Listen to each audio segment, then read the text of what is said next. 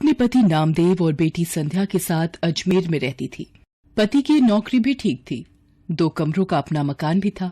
रूपा ने संध्या को भी अच्छे स्कूल में डाल रखा था। नामदेव भी रूपा और संध्या की खुशी का ख्याल रखता था। सब कुछ ठीक चल रहा था, पर अचानक मानो रूपा की खुशियों को किसी की नजर लग गई। नामदेव को दोस्तों के साथ खाने पीने की आदत पड़ गई। वो अक्सर पार्टी करने के बहाने दोस्तों में शराब पर पैसा बहाने लगा। नामदेव रोजाना आधी रात तक नशे में चूर घर लौटता था। एक दिन, आपने लौटने में बहुत देर कर दी। आप रोजाना शराब पियोगे तो आपकी सेहत को नुकसान होगा। मुझे उपदेश मत दे, और मेरी डॉक्टर बनने की जरूरत नहीं है, ठीक है ना? मैं अपने दोस्तों के साथ जाता हूँ, तो तुझे क्यों तकलीफ हो रही है? मैं रोज पीऊंगा। तुझे यहाँ नहीं रहना तो चले यहाँ से, चल। नामदेव की ये गंदी आदत बढ़ती जा रही थी। हर समय नशे में रहने की वजह से वो दिन में सोता रहता था, इसलिए उसे नौकरी से भी निकाल दिया गया। धीरे धीरे नामदेव ने अपना सब कुछ बेच दिया, यहाँ तक कि घर भी। अब वो रूपा और संध्या को लेकर एक किराए के घर में रहने लगा। रूपा परेशान रहने लगी। एक दिन, अरे ये संध्या के स्कूल से फीस का नोटिस। अब मैं क्या करूं? कहाँ से फीस के पैसे लाऊं? माँ, भूख लगी है, कुछ खाने के लिए है तो दे दो। रुक, मैं सब्जी वाले की दुकान से आलू लाकर तुझे रोटी बनाकर देती हूँ। हाँ माँ, तुम्हारे हाथ का आलू का पराठा तो बहुत स्वादिष्ट होता है। संध्या आलू लेने बाजार चली जाती है। रास्ते में वो सोचती जा रही थी कि ऐसा क्या करे कि संध्या की फीस भर सके। तभी उसकी सहेली का फोन आ जाता है। वो दूसरे शहर में रहती है। सहेली के बार बार पूछने पर रूपा उसे अपनी सारी परेशानी बताती है। अलका, बस यही सोच रही हूँ कि अभी संध्या की फीस भरनी है, घर का खर्चा, सब कैसे होगा। अरे तू घबरा मत, सब ठीक हो जाएगा। अभी इस वक्त तू कहाँ है? संध्या को मेरे हाथ के आलू के पराठे बहुत पसंद है, आलू लेने जा रही थी। आलू के पराठों से याद आया, तू तो राजमा चावल कितने टेस्टी बनाती थी, याद है? सब उंगलियां चाटते रह जाते थे। तू राजमा चावल बनाकर क्यों नहीं बेचती? इससे तेरी कमाई भी हो जाएगी, जिससे तू थोड़ा बहुत परिवार का खर्च उठा पाएगी। सहेली की बात रूपा के दिल में घर कर गई। उसे एक उम्मीद दिखाई दी, पर शुरुआत कैसे करे उसे अब यही सोचना था। अगले दिन उसने राजमा और चावल बनाए और पतीले में लेकर घर के पास सड़क के किनारे बैठ गई। पूरा दिन धूप में वो बैठी रही, पर किसी ने भी उसके राजमा चावल नहीं खरीदे। शाम को वो घर आ गई। उसके राजमा चावल बिल्कुल भी नहीं बिके। वो घर आकर रोने लगी। मैं क्या करूं भगवान, मैंने कोशिश की पर कामयाब नहीं हुई, मुझे हिम्मत दो भगवान। माँ, जब मैं कभी परीक्षा में अच्छा नहीं करती तो तुम ही तो मुझे कहती हो दोबारा मेहनत करूं। आप भी कल दोबारा कोशिश करना माँ। मेरी बेटी कितनी समझदार हो गई है, तू ठीक कह रही है। मैं एक बार और कल कोशिश करूंगी। रूपा अगले दिन दोबारा राजमा चावल बनाती है। पूरा दिन एक भी ग्राहक नहीं आता। रूपा निराश हो जाती है। आज भी कोई ग्राहक नहीं आया, लगता है मुझे ये काम बंद करना पड़ेगा। अब आपके पास कुछ खाने को मिलेगा?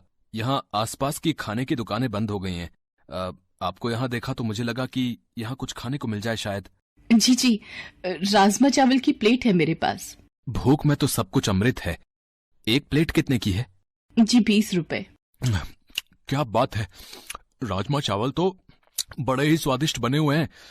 आपको पहले तो कभी नहीं देखा यहाँ, क्योंकि मैं पहले कई बार आया हूँ इधर। जी अभी शुरू किया है। ये लो आपके 20 रुपए। पूरा दिन बीत जाने के बाद एक प्लेट ही बिकी थी रूपा की, पर इस एक प्लेट के पैसों ने उसे हिम्मत दी थी। रूपा अगले दिन राजमा चावल लेकर ही बैठी थी कि पिछली रात वाला ग्राहक दोबारा आया। आपने पहचाना मुझे? कल आपके राजमा चावल बहुत स्वादिष्ट लगे, तो मेरे पार्टनर दोस्त को भी खिलाने आया हूँ। आप 2 प्लेट बना दीजिए।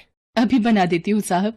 धीरे धीरे 1 से 2 व्यक्ति देखते देखते अब रूपा के पास ग्राहक आने शुरू हो गए थे। रूपा कमाए हुए पैसों से संध्या के स्कूल की फीस भरना चाहती थी, पर एक दिन, ये ट्रंक में क्या छुपा रही है? दिखा जरा, दिखा मुझे। ये रुपए मैंने संध्या के स्कूल की फीस के लिए जोड़ कर रखे हैं, ये मत ले जाओ। देख, मेरे दोस्त मेरा इंतजार कर रहे हैं, ये रुपए दे मुझे, दे, इधर दे। नामदेव रुपए छीन कर ले जाता है। रूपा रोने लगती है। वो सोचती है, ऐसे तो ये सारे कमाए हुए पैसे शराब में उड़ा देंगे, मुझे कुछ रुपए संध्या के भविष्य के लिए भी जोड़ने होंगे। धीरे धीरे रूपा का काम चल जाता है। वो एक ठेला किराए पर ले लेती है और अब वो ठेले पर राजमा चावल बनाकर बेचने लगी। समय बीतता गया। रूपा की जिंदगी 15 साल आगे चली गई। संध्या भी पैसों की कमी के कारण 10वीं तक ही पढ़ाई कर पाई। वो भी अब माँ के काम में हाथ बटाती थी। रूपा मेहनत करते करते थक गई थी, पर उसकी एक जिम्मेदारी अभी बाकी थी। वो थी संध्या की शादी। एक दिन रूपा की वही सहेली जिसने फोन पर बात की थी, रूपा से मिलने आती है। आज तुझे इतने सालों बाद देखकर मेरे आंसू नहीं रुक रहे। मेरी प्यारी सहेली रूपा, ये तूने अपना क्या हाल बना लिया है। गरीबी के थपेड़े तेरे चेहरे पर आई झुर्रियों में बयान हो रहे हैं। अरे तू बैठ अलका, संध्या से मिल। ये मेरी बेटी संध्या है। संध्या, ये मेरी मेरठ वाली सहेली अलका। अलका मौसी, माँ आपको बहुत याद करती हैं। रूपा, मैं इसलिए तेरे पास आई थी कि एक अच्छे घर का रिश्ता है। संध्या भी वहाँ खुश रहेगी। अलका, अगर मेरी ये जिम्मेदारी पूरी हो जाए तो मेरे लिए बहुत खुशी की बात है। ठीक है, फिर मैं बात कर लेती हूँ लड़के वालों से। रूपा को तसल्ली हो जाती है कि संध्या की शादी हो जाएगी। एक गरीब बेटी की शादी करना गरीब की सबसे बड़ी चिंता होती है। रूपा की सहेली अलका रिश्ता पक्का कर देती है। रूपा को ये था कि संध्या की शादी के लिए पैसे जोड़ने हैं, इसलिए वो सुबह जल्दी जल्दी उठकर ज्यादा खाना बनाने लगी। सुबह से लेकर रात तक ठेले पर खड़े रहना। एक दिन रूपा को चक्कर आता है और वो गिर पड़ती है। संध्या चिल्लाती है, माँ आंखें खोलो माँ, मैं अभी डॉक्टर को बुला कर लाती हूँ। I am sorry, she is no more. Body से ज्यादा काम लिया है इन्होंने। कमजोर शरीर ये झेल नहीं पाया, इसलिए बीपी बढ़ गया और हार्ट अटैक आ गया। संध्या की तो मानो जिंदगी ही रुक गई। उसकी माँ चली गई। वो बिलक बिलक कर रोने लगी। तभी नामदेव आ जाता है। वो भी मरी हुई रूपा के आगे रोने लगता है। संध्या उसे कहती है, बापू, मेरी माँ के शरीर को हाथ मत लगाओ। आज आपकी वजह से मेरी माँ इस दुनिया से चली गई। मुझे माफ कर दे मेरी बच्ची, मैंने ये क्या कर दिया प्रभु। रूपा, मुझे माफी मांगने का मौका भी नहीं दिया तूने। मेरे पापों के कारण तू चली गई। संध्या माँ की याद में दिन भर उदास बैठी रहती थी। नामदेव भी अब संध्या की चिंता में परेशान रहता था।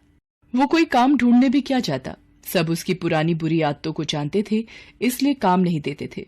एक दिन अलका रूपा से मिलने आती है और उसके मरने की खबर सुनकर वो भी बहुत दुखी होती है। वो नामदेव को संध्या के रिश्ते की बात बताती है। देखिए नामदेव जी, अब मेरी सहेली रूपा तो नहीं रही, पर संध्या की शादी की जिम्मेदारी अब आपको निभानी है। लड़के वाले जल्दी ही शादी करना चाहते हैं, आप सोचकर जवाब दे देना।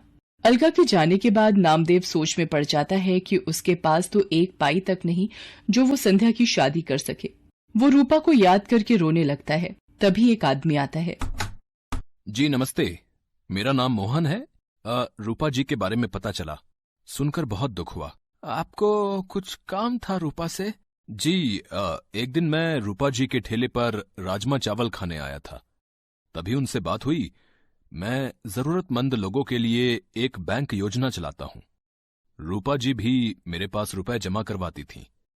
वो जब भी पैसे जमा करने आती तो यही कहती थीं कि मेरी बेटी संध्या की शादी में काम आएंगे। आज वही रुपए मैं देने आया हूं। पिछले दिनों उन्होंने मुझे फोन किया था कि बेटी की शादी के लिए जरूरत है तो मैं उन्हें दे दूं। ये लीजिए, ब्याज मिलाकर 3.5 लाख रुपए उनके बैंक में जुड़े हुए हैं। आज उन्हें देने आया था। रूपा, तुम अपनी जिम्मेदारी निभाना नहीं भूली। जाते जाते भी अपनी बेटी की शादी की जिम्मेदारी निभा गई।